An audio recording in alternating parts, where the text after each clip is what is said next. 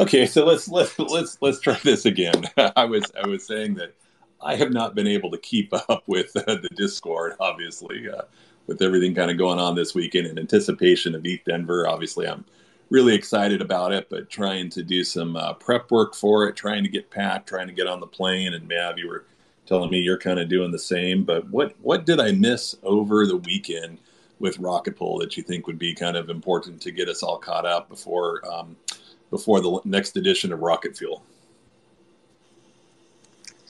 Well, yeah, as I kind of said on the previous call, uh, certainly a lot happening. In terms of highlights, though, there were a couple of things, I guess, more recently, yesterday that have happened. We did have a Twitter space that's not part of our regular scheduled programming. That was with Blocks Route and All Nodes as special guests, a bit of a panel. Because it's not part of our usual Twitter space, well, we're not quite sure if the other guys intend to host a recording, but a recording is still available via the Twitter space function. So if you want to have a listen to that, it's available from the Rocket Pool Twitter account. The topic was mostly about Shanghai withdrawals. To be honest, if you are a node operator, if you've been on a few of these calls recently, there might not have been a whole lot of new information, but I still think it was an interesting chat, one that's worthwhile having. So, especially if you do have an all nodes mini pool or mini pools, and it's a bit of a passive thing for you, that might be something that you're interested in learning a bit more about.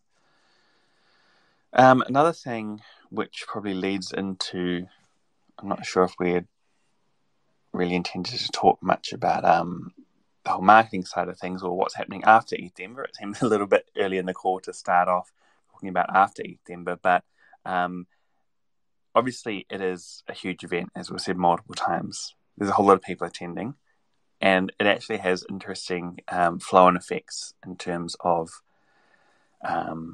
marketing and the various collaboration efforts that we have ongoing or that we're working on with different protocols. So everyone's going to be pretty busy for the next couple of weeks. So it means a lot of the activation and Twitter space guest appearances are kind of being pushed out to middle of March. So to be honest, I've lost track of the number of protocols who we've decided to postpone stuff to the middle of March. I think this affects everyone, right? So one thing that you may have noticed if you're an active participant in the DAO governance forum, or I think there were at least a couple of tweets about it. I'm not sure if it's got onto Rocket Fuel yet, but a collaboration with the GMC being an effort to offset some carbon emissions related to the operation of Rocket Pool. I believe it was mostly while Ethereum was still under proof of work, obviously a lot more energy intensive way of doing things. So that is something that's been kind of formalized and the GMC is working on, but in terms of more formal announcements and collaboration, whether we chat about that on our Twitter space, that's one thing that's going to be happening after ETH Denver. So as much as the event itself is going to be full on, there's a bit of a downstream effect, which means that as soon as we're back, it's probably going to be just as busy, if not a little bit busier, ironically. So certainly not a holiday, and certainly not much time for a holiday after ETH Denver, that's for sure. We are intending to, again, probably skipping around a little bit, we are intending to do a bit of an update from the venue itself. So ETH Denver makes a podcast booth studio kind of thing available. We did apply a little while ago. Haven't heard back yet in terms of when we might get access to that facility. And actually, similarly for even our sponsor speaking events. So if you're a bit concerned that there's perhaps not a whole lot of specifics in terms of ETH Denver details out yet from us, there are a few things that we're waiting on like this to kind of lock into place, so that we can build the rest of the, I guess you could say, the Rocket Pool attendance around that. I guess at the end of the day, what this comes down to is, again, the fact that it's going to be a record turnout with a huge number of applicants, and either the organisers may not have been prepared for this level of interest, or it's just one of these things that tends to come together at the last minute. I do know from personal experience running much, much smaller events. We're talking in the range of like 100 people.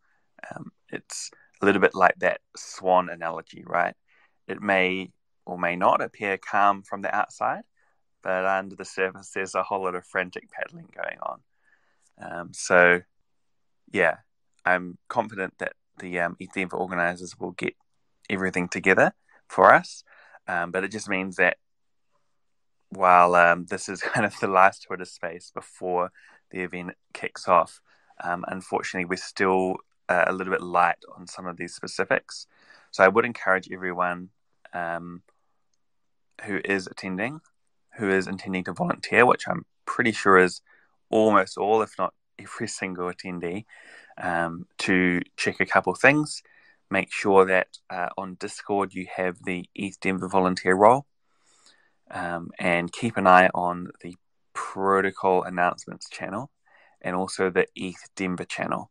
We will probably be pushing most of the stuff through the protocol announcements channel just for visibility, and because it's relatively last minute, we will probably put out a tweet from the main Rocket Pool Twitter account once all of this sort of comes together, hopefully by the end of the week, fingers crossed, and we can get a breakdown of where and when and what exactly are the kind of events that you can turn up and participate in. Okay. So, all right. That was a little bit of a tangent from me, but maybe we jump back to your kind of plan for the call, Ken. Well, actually, I was thinking maybe we call an audible here. The two major elements we were going to talk about was Atlas and ETH Denver, but let's switch them because you're already on the topic of ETH Denver. But I feel like we got to walk it through just a little bit slower here because there's a lot of information. But let me just add right before we do ETH Denver here is I did want to go back to just the mention that, I think it is quite amazing that Rocket Pool is now carbon neutral, right? As you said, I think, the PDAO and the GMC will get better communications out here, but they were able, I believe, just this last week to make a payment to an organization called ClimateDAO, which does carbon offsets. So we've calculated, I guess, the amount of on a higher assumption, right? A pretty high usage for our validators, although many of our machines are incredibly low power consuming devices, like the Proteus and many of our NUCs that we use. But they were able to calculate kind of an upper bound limit and pay for enough carbon offsets for the energy that was consumed in there. And, I think, we'll be able to kind of explain it more. I learned a little bit from Mentor about these carbon offsets and how they work. But I think that's just really amazing. And I'd love to see some marketing from Rocket Pool talking about that all of our nodes are now carbon neutral. I think that's an amazing thing for us and for the planet.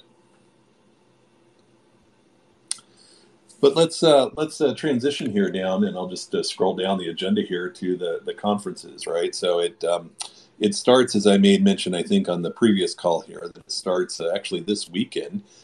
There's a build-a-thon. This hackathon is, I guess, one of the largest hackathons in the world. I haven't heard the numbers coming just to what they call Biddle Week, kind of a play on the word build. And but one of the cool things that's going on this Sunday, if anybody happens to be attending Biddle Week or out in the Denver area on Sunday, Fornex is hosting, he received the GMC grant to host a validators workshop where he is going to, I believe he's got a Proteus from Joe, and is going to demonstrate and do kind of like a live build or a live install of the, I don't know if it will be the operating system or the entire flash, but at least an install of the smart stack in configuration and start syncing that. And I believe they're going to award that Proteus to somebody there that they can win. So that seems like that's going to be a really neat workshop. Yeah, and I'd encourage anyone who's in town, regardless of whether you might be an expert and not think you have a whole lot to learn, to tune up, show your support, and get the numbers up. We are... sorry, I just see an email come through from ETH Denver. I don't know if someone is listening to this call, but it sounds like wheels are turning behind the scenes. Anyway, that's a great community-led event. We will get some kind of comms out from the Rocket Pool Twitter account to support that shortly, but would really highly recommend people going along, showing your support there. Yeah, I don't know if that's going to be live cast or telestreamed. It's going to be on the main stage in the Biddle Hub. If you are coming early, there's two venues during this pre-week or the run-up week, the Biddle week as it's called. They're at slightly different locations, still in the River North or Rhino area of Denver. And then once the main event, it will transition to the National Western, what they're now calling the National Western Spork Castle, which will be where the main event is. If you are coming either to Biddle Week or to the main event, a couple of things that you'll need to do is absolutely just make certain that you have your ticket. There was a lot of confusion over the tickets from ETH Denver this year, but you should either have an email with a QR code that says, here's your ticket, and there's a small QR code on the email, or you claim using your Ethereum wallet. And what's confusing is when you claim, they sent an NFT to you, but they didn't send it to you on Ethereum. They sent it onto the Polygon chain, so the Polygon POS chain. So you have to switch over to like Polyscan or something like that, and look for your thing. The other thing that they've been kind of communicating out is that they want everybody to show up, or they're encouraging everybody to show up with the Mu wallet, the My Ethereum wallet, the Mu wallet on your phone. They are going to provide some airdrops to it. And what I think is kind of neat about it is I guess they just launched support for Polygon. And so you can view your ticket NFT on there, but they're going to drop some stuff. One of the things that they usually drop, people don't know, is they issue a cryptocurrency that's useful for a lot of the food venues, food trucks that will all be surrounding the facility, and I believe some of the other permanent food establishments in the Rhino area. And I forget what they call it, Biddlebucks or something like that. But you'll get enough of those dropped with you that you could eat pretty good. A lot of the meals at these various venues, and last year the food trucks were really good, so I'm looking forward to that. I think you touched on the live streaming of the Biddle Week event. If I recall correctly, there is a stream on Twitch. I'm not exactly sure if that is if it's like an official ETH Denver channel, or whether it's something that Fornex and Co are setting up. But regardless, we'll make sure that there's some more details on that as an announcement, so people can tune in if they're not on site. It was going to be a 90-minute event, so and I think, as you said, Ken, up on the main stage.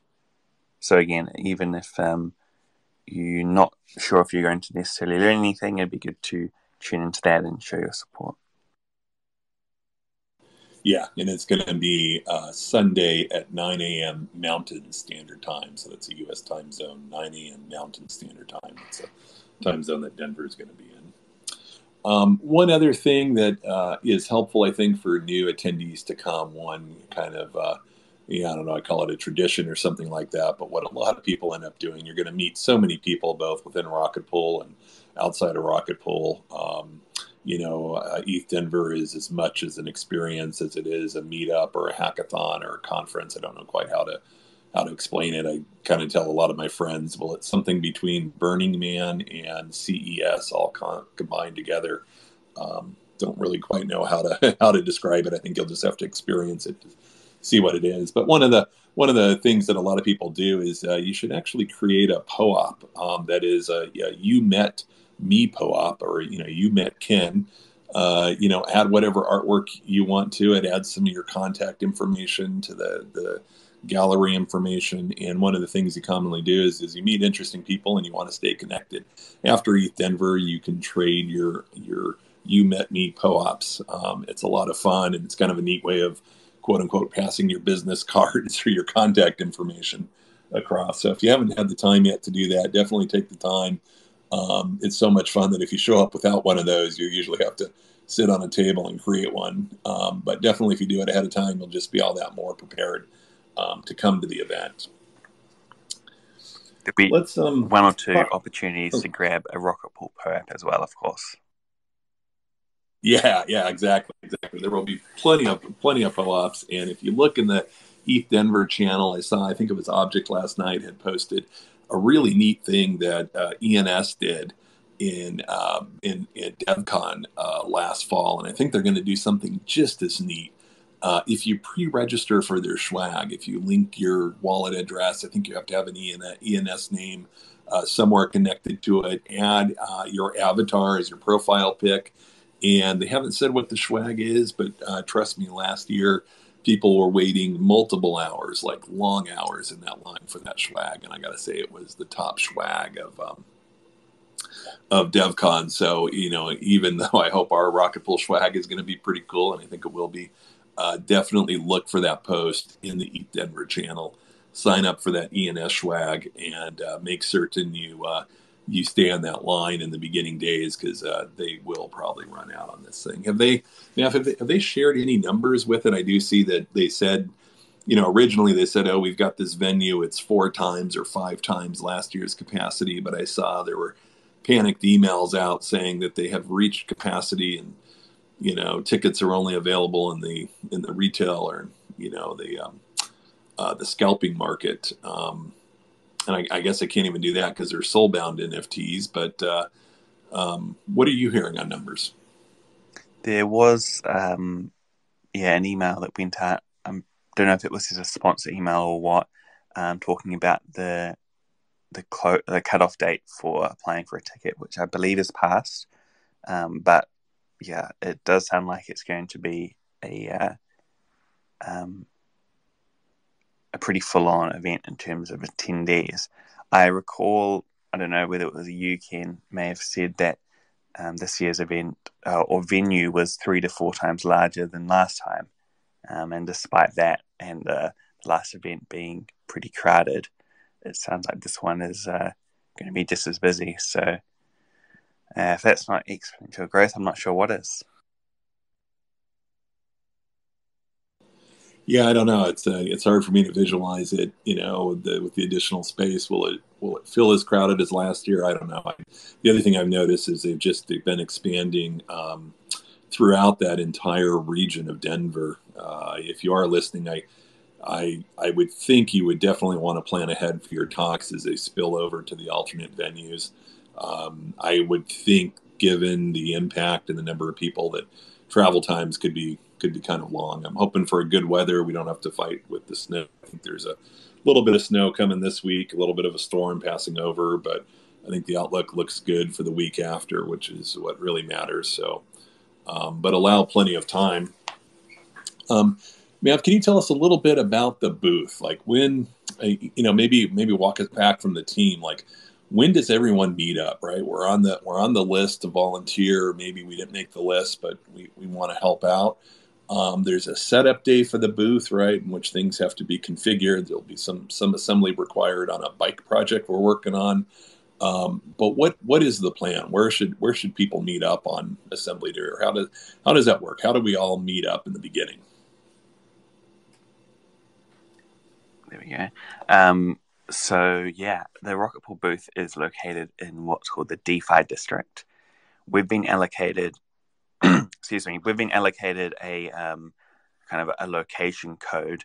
It sounds like it's more of a behind the scenes thing, and I'm not too sure how useful it would be for people wayfinding on the day. But by splitting up the area into 5 or 6 different regions, it's going to be a lot easier for people to find their way rather than trying to move through dozens and dozens of different booths. The subsection of DeFi district is a bit smaller, and the layout is such that it shouldn't be hard to find the Rocket Pool booth. We are one of the larger ones due to our higher sponsorship tier, and is going to be very orange. We've just not long ago finalized the delivery of some big orange backdrops, and of course there's going to be a lot more in terms of activation at the booth. As Ken mentioned, there's this, and also I guess touching on the whole climate-friendly or energy-friendly proof of stake system. There is an event that Ken's helped to put together where you can help to power a node with with an exercise bike, which is something we've talked a little bit about on these calls and the more casual chit chats that we have. So that will be there, and then we have Sleedy helping to put together some content, some educational content that we'll have up on screens. So if people are not even necessarily familiar as about Ethereum staking, we can show them how Rocket Pool has the 2 opportunities of liquid staking or node operation. So it won't be hard to find the Rocket Pool booth. If there is a code or a number as such, we'll make that available closer to the time. But we, the team, will be flying in mostly on the 28th, and we have essentially all of the 1st of March to get set up and get organized. The main event itself kicks off on the 2nd, even though the opening event is later on the 2nd. The booths will still be open for business earlier in the day. So we do have volunteer slots on that 2nd of March. Probably a good point to talk a little bit about the volunteering slots. So right now we have 1 slot for everyone who has mentioned they are going to attend and volunteer. As you'd probably expect with these things, not necessarily everyone is going to show up for one reason or another. We've had a couple of people say that they're not quite sure if they're going to attend. By a couple, I mean literally 1 or 2.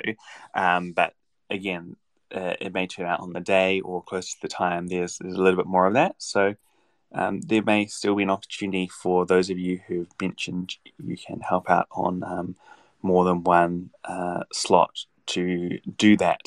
With regards to the timing and the allocation, a few people that have DM'd me, I still have yet to make a switch on that roster, but I have taken a note to do that.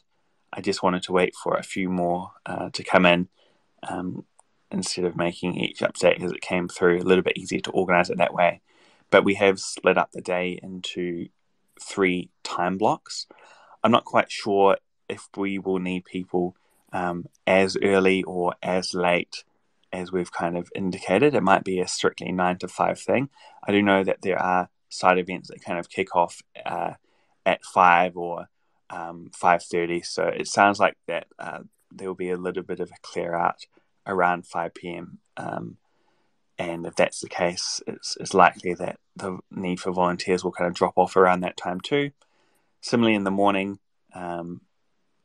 maybe there's going to be a bit of a rush for the doors on day 1 for people wanting to get in and get swag, but I would imagine that may drop off as we go through the week. So I don't think there's it's unlikely that we'll need people to be kind of sticking around until, I think it was 6 p.m. we kind of put down for the end of the third shift. And of course, with the numbers that we're expecting to have, there'll be plenty of opportunities for people if they need to take a short break or go and grab lunch and the like. But again, make sure you have the tag on Discord. We will be using that to communicate on the day. There may be calls for kind of last minute help out at the booth. Because of this bike aspect as well, we do have a kind of semi-interactive, I guess it's actually quite interactive experience. It may keep people around for a little bit longer. It may generate a little bit more interest. So we'll see. We may be at the point where we need even more volunteers.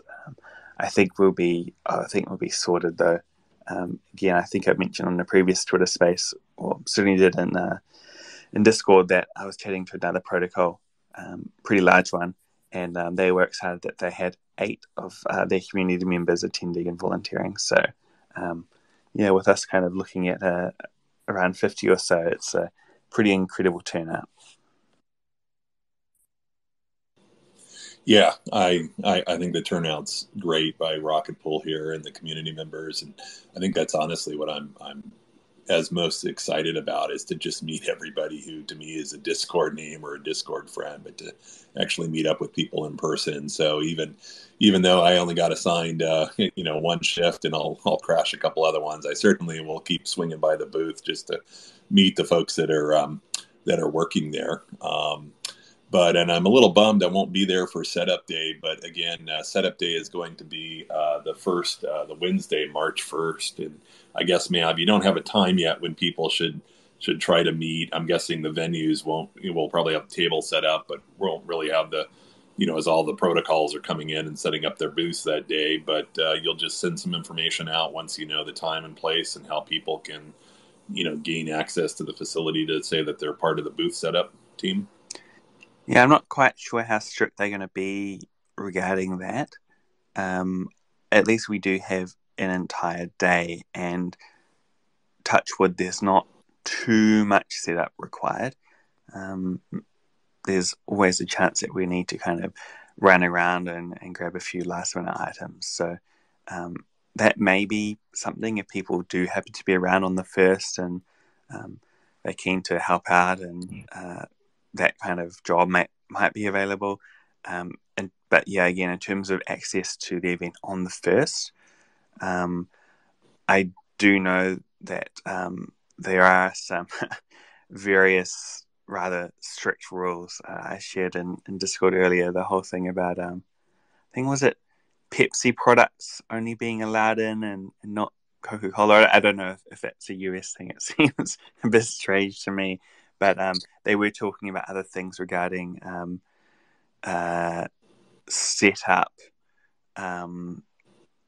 in terms of assets that are being hired from the company, the events company. So it sounds like there's a little bit of administration requirements around that in terms of getting the items and who's allowed to do the setup and the like. So we'll have to, that is probably going to be an on the day thing.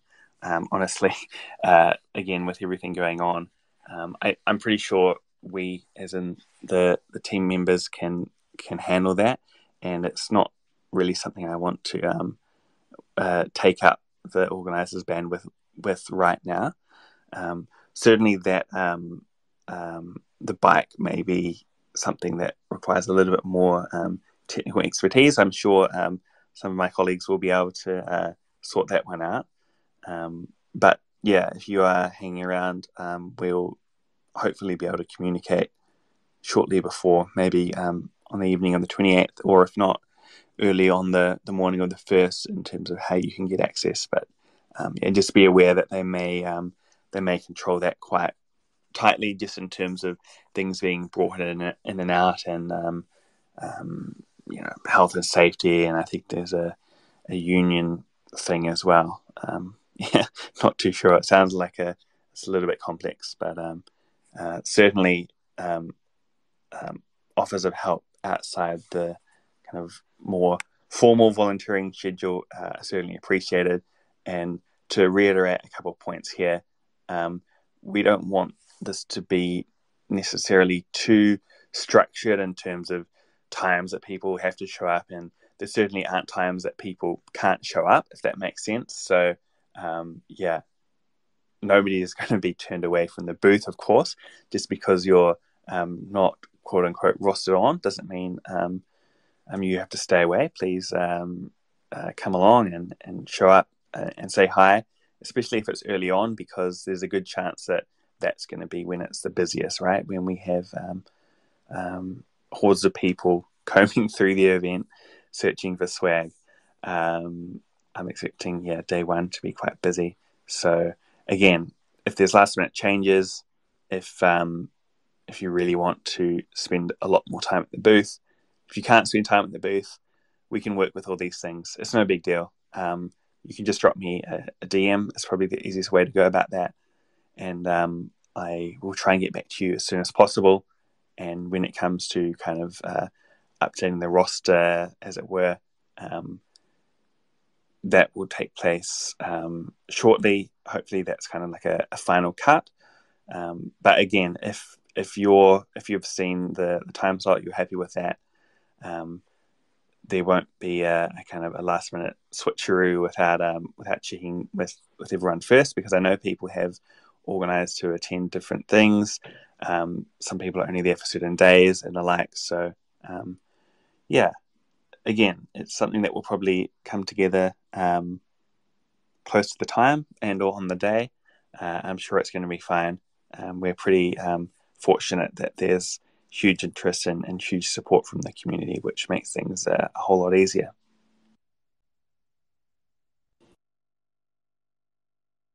Two things that would be on the setup day. I suppose one other incentive to come to help do the setup day is, one, you can grab your piece of Rocket Pool swag early on, so you can be ready to attend the starting day wearing your Rocket Pool colors. And two, I was thinking that it's actually kind of a neat opportunity to meet the team. I was so excited when I got to meet Langers and Kane in person, and I couldn't stop talking for quite a bit with them, and I could just imagine that that's going to be very difficult on day one with the crowds. You probably won't ever get a chance to really interact much with the team, but on setup day, with just a whole bunch of the vendors in protocol setting up their booths, there's probably going to be a lot more interaction time with the team. So if that doesn't incentivize you to show up on March 1st to kind of help out, I think that would be a pretty good thing. And Mav, what about any type of talking points or training? I'm just trying to think that, sometimes working a booth could be, sometimes a little overwhelming, right? There's people that just want swag. There's people that really have questions. There's a lot of people that are like, I don't know what Rocket Pool is. Like, I was looking at the schedule. It's not fully out, but there's only at most a handful of any protocol staking information. Like this is all end user and use case people coming. So I think we have to be a little opening and kind of engaging with the folks so that they, kind of know how they could use Rocket Pool, especially on the RE side of the house or the node out. It'd be great to pick one or two node operators out of this. If we could pick up one or two more new node operators out of this conference, I think that'd be great. But we kind of have to, find like a little bit of talking points or a little bit of training on how to engage and interact with it. Is that something you want to try to do on the first, or is that just going to be kind of hand off person to person as everybody does the booth shifts?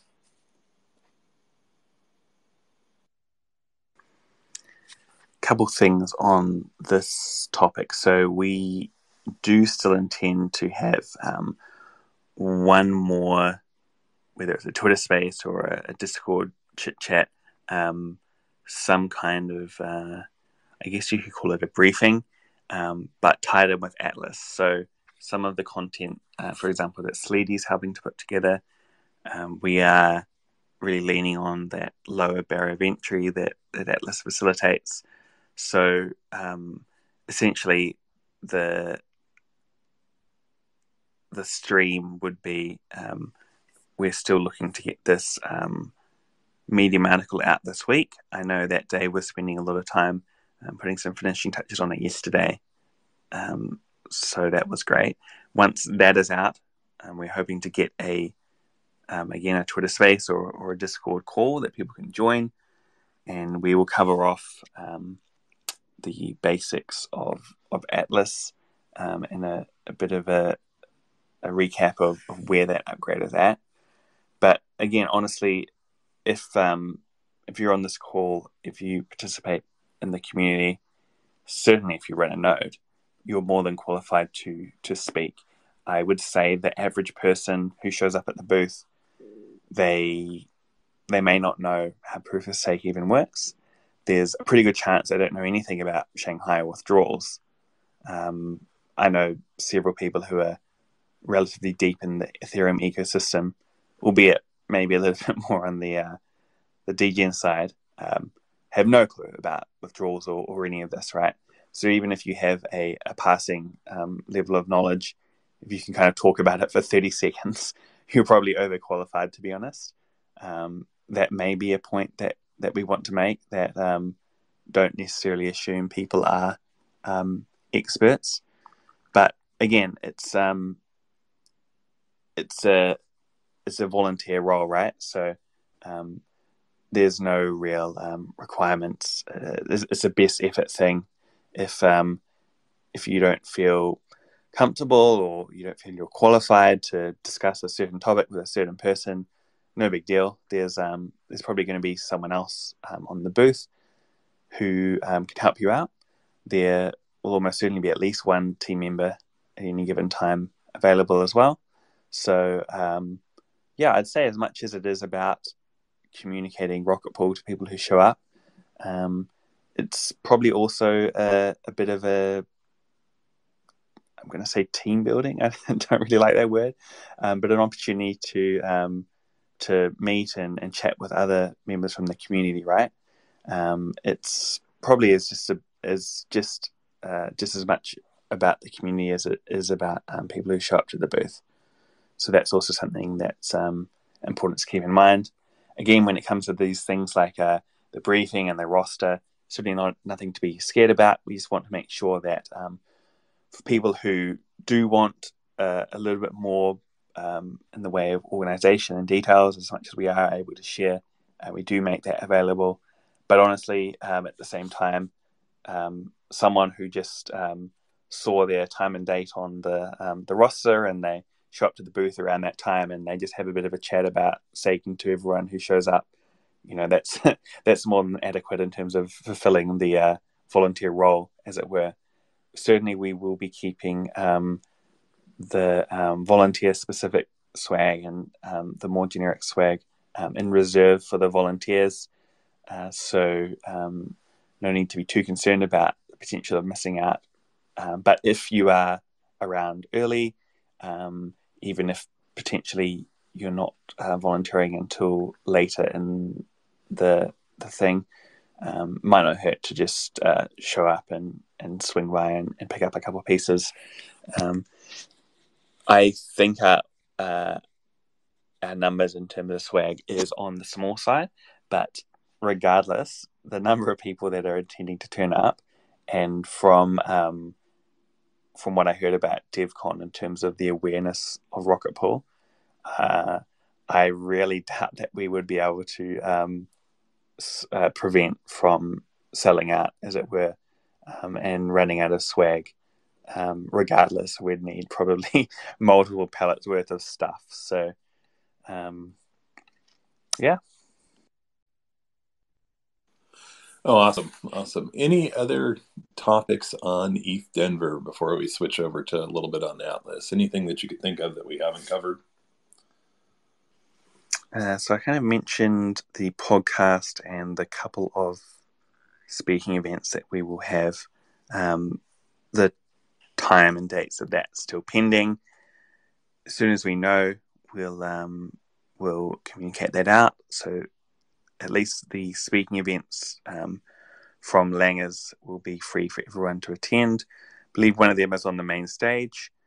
We are also looking at making use of some of the PR, I guess it's more PR, but kind of marketing communications opportunities that are available at ETH Denver.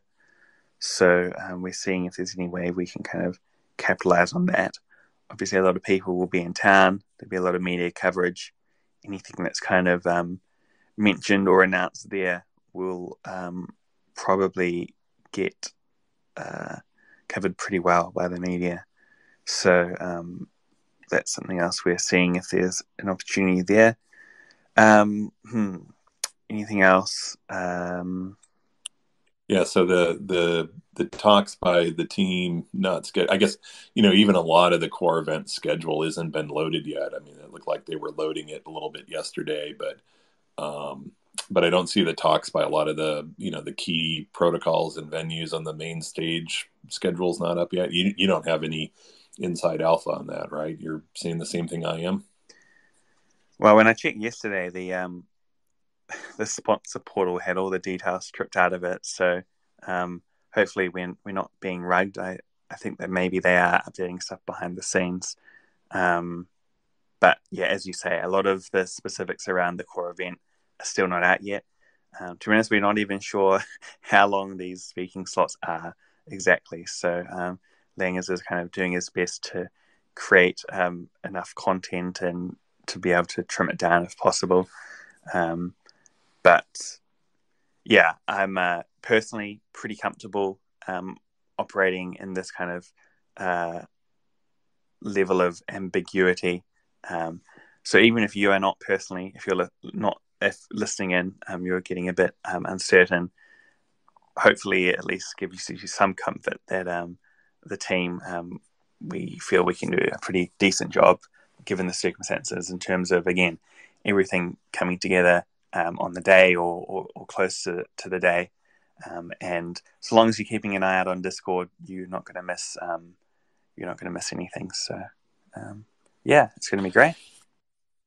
Yeah, I think it's going to be great. That's the other thing, having so many of the community there, that what I've learned is, as it's kind of a little bit of a choose your own adventure or go explore. You not only have the main Spork Castle, you not only have the main talks that eventually they'll get scheduled at some time, so you know where to go, but there's so much to explore, so many kind of lands and protocols and things. And then I've been posting quite a bit in the ETH Denver channel about side events. I think Langers is talking on that first day at one of the DeFi side events, right? He's already got a scheduled talk there, so there's all these other areas to go explore outside of the main hub area. And you really want to get out there and explore it, grab your swag, meet the people, and just kind of see everything that there is to see in the world of Ethereum. It's quite a bit. So, but if you do see something great, put it in the channel, share with others that, they got to go check it out or see it, because there's a lot of things you just don't hear about, and so you never get a chance to see. So definitely post it. And again, this is probably one of the benefits of having a booth, right? You can turn up on day one, show up at the booth. Hopefully, not everyone does this every half an hour or so, but we can give you a kind of a recap, an overview, then and there at the booth. Again, talking to some other protocols who are attending, some with a large number of their team members, and they don't have a booth, so it's a little bit harder for them to coordinate things. So yeah, make sure you make use of that facility. Excellent. Well, this is going to be really, really great. Maybe let's transition then, as I think we've kind of talked about everything we know at the moment on ETH Denver. I think it's really just continue to be excited and pay attention to the channels as we get information that will come. But a lot of this might be kind of last minute, and I think we're just going to all have to roll with it and make the best out of it. But it'd be a great time. But let's talk a little bit about Atlas. Now, I know Joe couldn't be here because he needs to catch up on the sleep deficit a little bit here. But a couple of things coming up here. I mean, one, Mav, you mentioned this article, right? There's a little bit of sequencing, right? We've got the Zhizang testnet running now. Sepolia is supposed to go through Shanghai next week. I think it's on the 27th or 28th, kind of in mid ETH Denver. But what do we know for Atlas? Anything you can share with us that you've heard from the team, any alpha you could share with us or leak something here? We promise we won't tell anyone else. I see whack in the audience, so I'm not sure about that. But yeah, so cover your ears, whack. Really, cover your ears. Okay, keep going. No, the latest is still what was shared in the bi-weekly on Medium. There is a flurry of ongoing testing that the guys are completing behind the scenes. I'm not quite sure exactly what it all means, but I saw some references to it going well, so that's always a good thing. If people haven't read that Medium yet, or they haven't kind of been keeping up to speed, the latest is that actually, to be fair, I'm not quite sure if we mentioned in the Medium that the audits are quote-unquote complete because the reports aren't out yet. But Kane did share, and it is public knowledge that there were no major findings in the audits. I think there were one or two points that they might have classified under a word that made it sound bad. I don't know, that just seems to be a thing that auditors do. To be clear, there are no kind of showstoppers. That's for sure. Everything that needs to be addressed can be addressed. It doesn't sound like a big deal, so that's good. This Medium article, which has been coming for a little while now, is going to be kind of the best reference in terms of what to expect for Atlas, and that is coming out this week. As I mentioned yesterday, Dave spent a lot of time putting the finishing touches on it. Actually, we didn't even have a team stand up yesterday. Obviously, it's not only Dave that's busy. Everyone kind of running around with their hair a little bit on fire with our respective tasks. But at least in Dave's case, it was because he was kind of heads down getting this Medium out. So it just asked for a little bit more patience. That's probably going to answer any questions that you might have. But it does sound like we're on track. So there was that time frame of late March and failing that mid-April. That sounds like it's still valid. Obviously, the timing a little bit unfortunate with ETH Denver in between. Hopefully, all going well, we can get to the stage where even if the team is kind of occupied on site, there may be some opportunities by the time ETH Denver kicks off for community members who are not attending. I know there are a few, despite the huge number we're expecting to turn up, to help out with some testing on testnet of Atlas, so it doesn't all kind of grind to a halt for 10 days to 2 weeks. Again, we are hoping to get it out before Shanghai. I haven't heard that there's kind of an indicative date for Shanghai yet. Still those kind of same timeframes being thrown around, as in quite similar to Atlas, really. But yeah, it does sound like things are moving a little bit. Things are a bit more organized when it comes to Shanghai compared to the merge, put it that way. It's a pretty big deal. I think we can be pretty confident that that indicative timeline for Shanghai is going to be relatively accurate as much as these things can be. So it still remains to be seen how those two times will play off against one another. But we're pretty sure we'll have Atlas out before Shanghai. So yeah, it's going to be a pretty big deal. And again, we're intending to have this audio chat. I think we originally were planning to do 2 on different times so everyone could join before ETH Denver, but I'm not quite sure if that's realistic now. We will try as much as possible to get this Medium out, have a little bit of a time period where people can read through it, and then after that, have an opportunity to jump on a chat, a voice call like we did with Redstone. While part of it may be to get people up to speed for ETH Denver and volunteering, obviously, even if you're not attending Denver, if you're not volunteering, it's still going to be worthwhile tuning in for just to get up to speed with Atlas. So I think that's where we are at. In this case, it's probably an example of no news being good news. So things are ticking along nicely behind the scenes, and certainly by the time we have the next community call, which all going well is going to be at this podcast space in Denver, if we get approved, and hopefully we get approved for that. There will be a lot more exciting news for us to discuss regarding Atlas. Yeah, because I guess one of the next major steps is, the article comes out, they release the audit reports, they add the new contract into the Immunify bounty. And then I guess the next real major step when the community can first get their hands on it is really the Gurley test net, right? And so I guess, if maybe one of the things when you have the next stand up with the team is really try to maybe get an estimate on that. I know they haven't set the Shanghai date for Gurley, but it would be very helpful to at least try to figure out when we might be able to deploy Atlas ahead of that. Because I think once we actually see it, we're able to play with it. I think that will really help us build that kind of confidence level. And then after that, it's like you said, it pretty much just kind of plays itself in hopefully April, or March, April here. Whatever you could share, that would be very helpful to kind of gain intel and report back.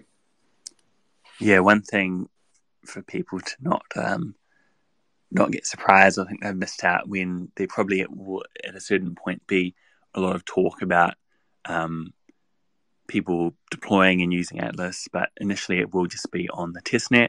So don't try and do anything to your node that's ticking along on mainnet. There will be that opportunity first for the beta testers to have a play around. So that's what that will be all about. Yeah, and I guess that there's 2 smart node updates that are supposed to be coming here, right? I saw Joe had sent us some notes, right? He's got version 1.8 of the smart node that has a number of the client updates. But I guess as he's been testing some of it, I guess there are a couple of things with the Zhejiang testnet that he's finding in there.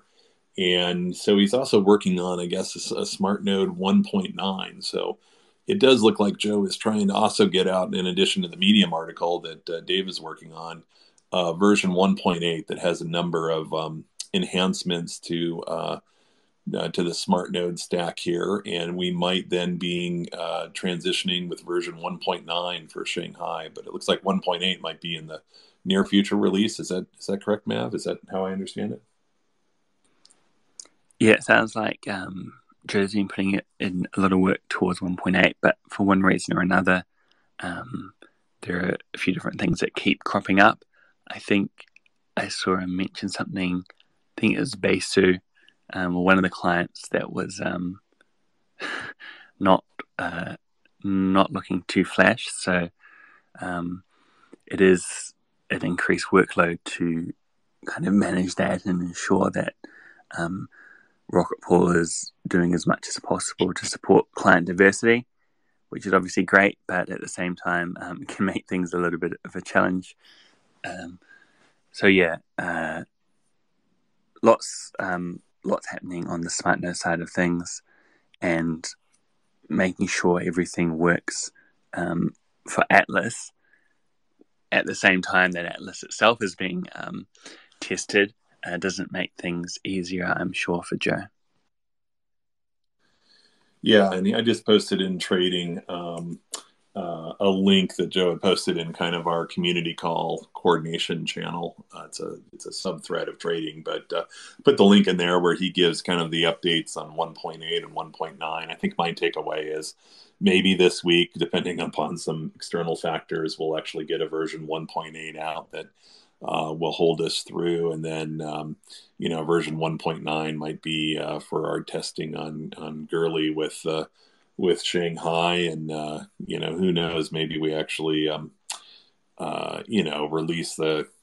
release Atlas and then Shanghai with one of these smart node stacks. But if you're a node operator, just pay attention. It looks like 1.8 should be kind of out soon. It'd probably be a strongly suggested update for many folks, but we might have to go through one more smart node stack update prior to Shanghai. I'm kind of inferring from that, but others can read and maybe follow up with Joe. And when we see him in ETH Denver or get him on next week's call, we can ask him a little bit more on that topic in that area.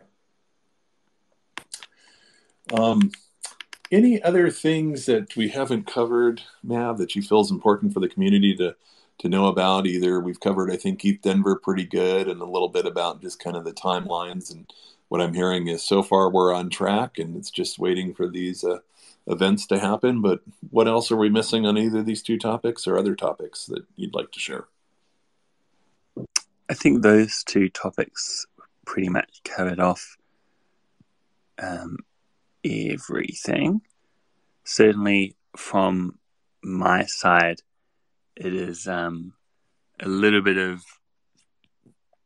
organized chaos coming into ETH Denver. As I mentioned towards the start of the call, the flow and effects that it has regarding marketing and comms and collaborating with other protocols.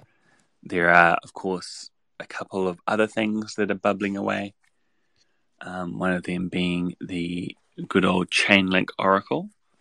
So from the sounds of things, in the last week or so, there was another step in the process of getting that switched on. There's a bit of admin required from the Rocket Pool side. So yeah, I think that's the case of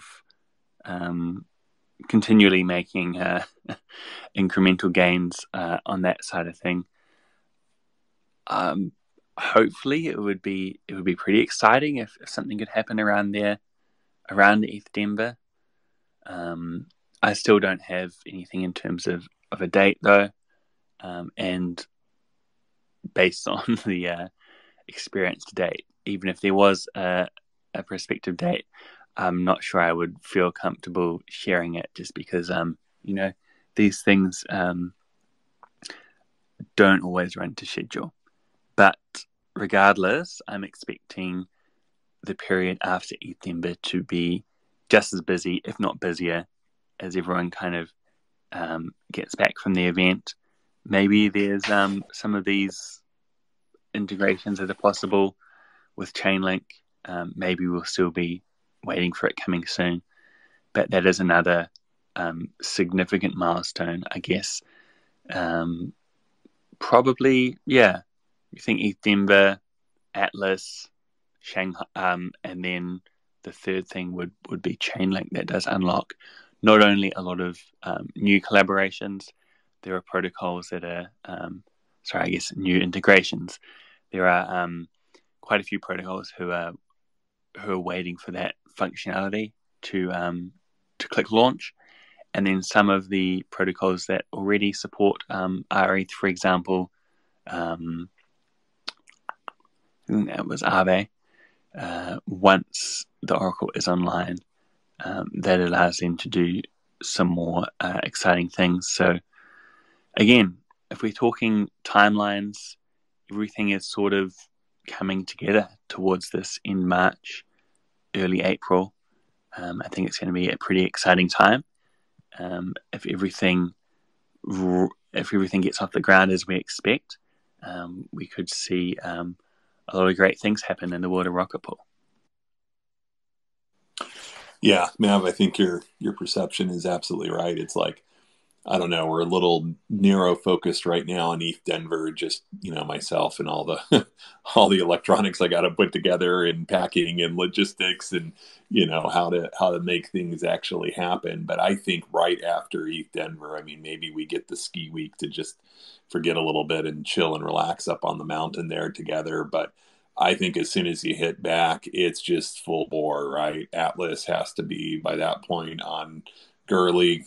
There's probably going to be a mainnet release date for Shanghai. That means we have to have a mainnet release date for Atlas, which means the ODAO has to have it, proposed 7 days beforehand, and they have to update their client stack. So I think it's just boom, boom, boom. And then once Shanghai happens, withdrawals start coming. We have those, first skimmings happening. We're already the OX01 protocol, so rocket pool mini pools will definitely get in that first loop through the skimmer.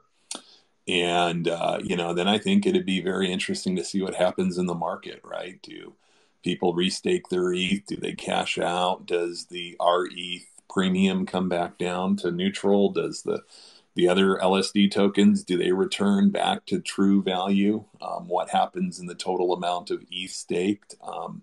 I think it's going to be absolutely insane and just probably the busiest time ever in Rocket Pool's history. And I just don't think we're quite prepared for what's coming. And, that amount of buzz is just going to create tremendous interest for integrations and development that I just don't even think we know what's coming, but it's, it looks all just absolutely amazing from this point and forward. Indeed, a couple of big weeks, you could say, coming up. Yeah. Did you ever get that vacation that you wanted? No, not a chance. But such is life. Yeah. Maybe by fall it will calm down a little bit. I don't know. As soon as we hear whackers say, "Hey, there's not a lot going on," then we know we've reached kind of a pause moment. But every time he starts his show with, "Hey, there's been a lot going on," we definitely know, right? Yeah, I know. I certainly sound like a bit of a broken record sometimes when it comes to that, but there is really a lot going on. Yeah. All right. Any last things for it? We had really kind of no questions on today's call, and we certainly spent a lot on ETH Denver, but I think it was well needed for everyone that's kind of getting a little bit of anticipation about that, a little bit of excitement. But I think it'd be great once we're there, and I'm just looking forward to the next 2 weeks that are going to just be really awesome. And Mav, it's going to be an absolute pleasure to meet you in person. Yeah, likewise. Looking forward to that, Ken. I think as a closing comment from me, just to reiterate, I am certainly aware, the team is certainly aware that there's still a little bit of a lacking when it comes to specifics, details, organization, when it comes to ETH Denver. Please be with us. We will get this information out as soon as possible. If you check in to the Discord, if you keep an eye out for pings, you'll be all sorted. Probably two main things. The first one is make sure you can get into ETH Denver when it comes to the ticket. Those are the requirements. And honestly, if you do that and just show up to the booth, you should be just fine. But for anyone who wants to know more in advance, we will be getting that out as soon as it's available to us. And looking forward to meeting everyone there in Denver. Yeah, same here. All right, well, let's call it the end of another great community call, and we'll be talking at least one more time before ETH Denver, but if not, I look forward to seeing you all, and for all the listeners, safe travels on your way out there. Thanks, Ken. Thanks, everyone.